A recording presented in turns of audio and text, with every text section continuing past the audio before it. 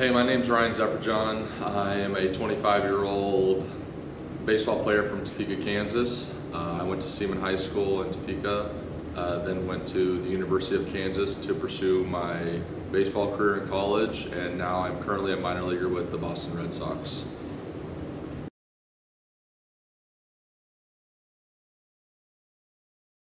So in the off season, the big thing for me is accountability. A lot of guys can say, yeah, I went to work out, I went to throw, I went to do this, but it's like, it's what kind of work are you doing when you're there? If I go into the weight room and, I could spend 35, 40 minutes on a workout, but if I spent 40 good minutes, I'm happy with that. I think being able to get in the weight room, do what you have planned for the day and get out of there, and then I go to throw after I work out. So it's like, once I'm done working out, I go straight to throwing, have a plan there, and I execute that plan for the day, and then, repeat that either the next day or the day after. To start the off season, you throw, maybe twice a week, and then you get into four or five times a week, and that's when, the grind kind of starts again, where your body's starting to get, not necessarily tired, but you're working out every day, you're throwing every day, and that's leading you into season where the big thing for me is you're never going to feel 100%. Maybe as a starter,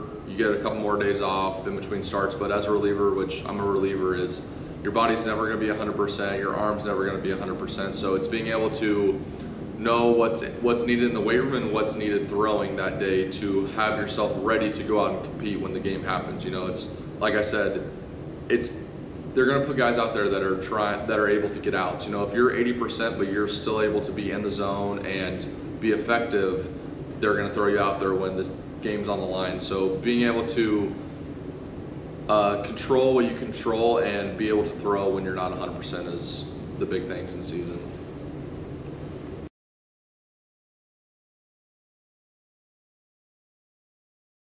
My daily routine is usually Monday, Wednesday, Friday, I'm lifting and throwing, and then I try to throw at least Tuesday, Thursday, one of those days. So I work out 3 to 4 days a week. I get up, get breakfast in me, get a good, kind of energy system going so I can go and have a good workout. And then once I work out, body's kind of loose, so I come out to EA, kind of prep my arm a little bit more to throw. The body's loose, but get the arm prepped, get my plyos in, get everything going with throwing, have a good day of throwing, and then go home, get my body refueled, repeat for the next day. So baseball wise, it's usually in the off season, it's 2 to 3 days for a little bit, and then it starts to be like 4 or 5 days of you're throwing every day, your body's wearing and tearing, and you got to be able to come out here every day and be the best you can, while, like I said, even in the off season, you're not 100%. So being able to come out every day and put your best work in so that when you're ready for season, you're ready to go.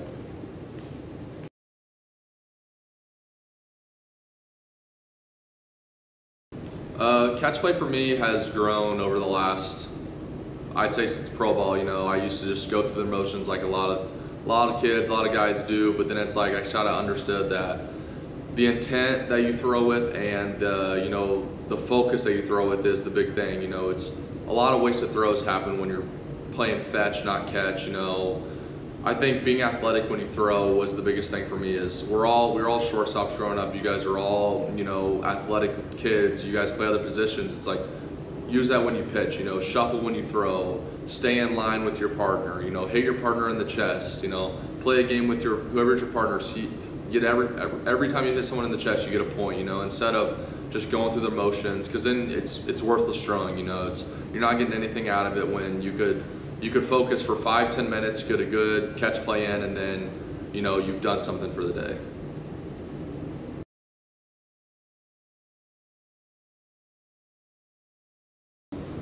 In college, I learned that the game of baseball is going to be the same no matter what. It's just the speed of the game and how you control what you can control with the speed of the game is the big difference I learned. Is in college, after high school, the game was the same game. You throw the ball, you catch the ball, everything's the same, but it's better players. Everyone's a college baseball player, so they are also good players. It's being able to know what you are good at and be successful with that going forward, and I think I mastered that in college, which is why I was able to get drafted. And then in pro ball, it's kind of the same thing. You know, it's you learn from your mistakes, or you see things happen, and you want to be able to take what you can from everything, put that into what you believe will be the best for you, and take that onto the field every time you go on there. It's like you can do everything you want in practice, this, that, the other, but as soon as you get on the field, it's like, you know, it's the game of baseball is being able to get out. So as long as you can go out there, get outs, and, you know, continue to work on your craft, your pitches, everything on the side, I think that's the biggest thing I took away.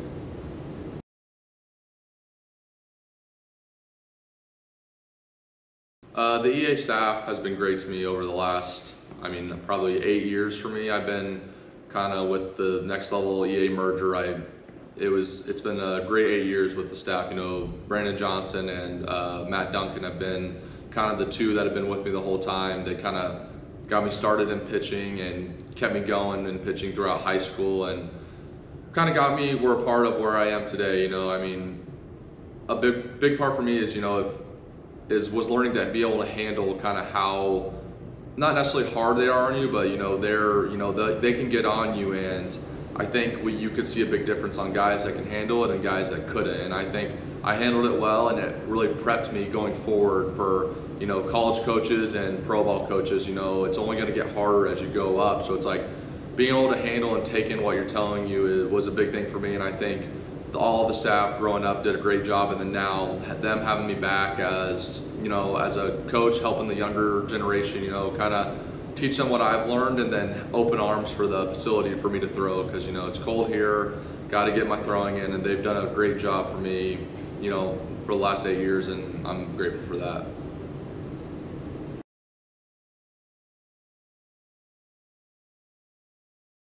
My advice to my younger self would have been to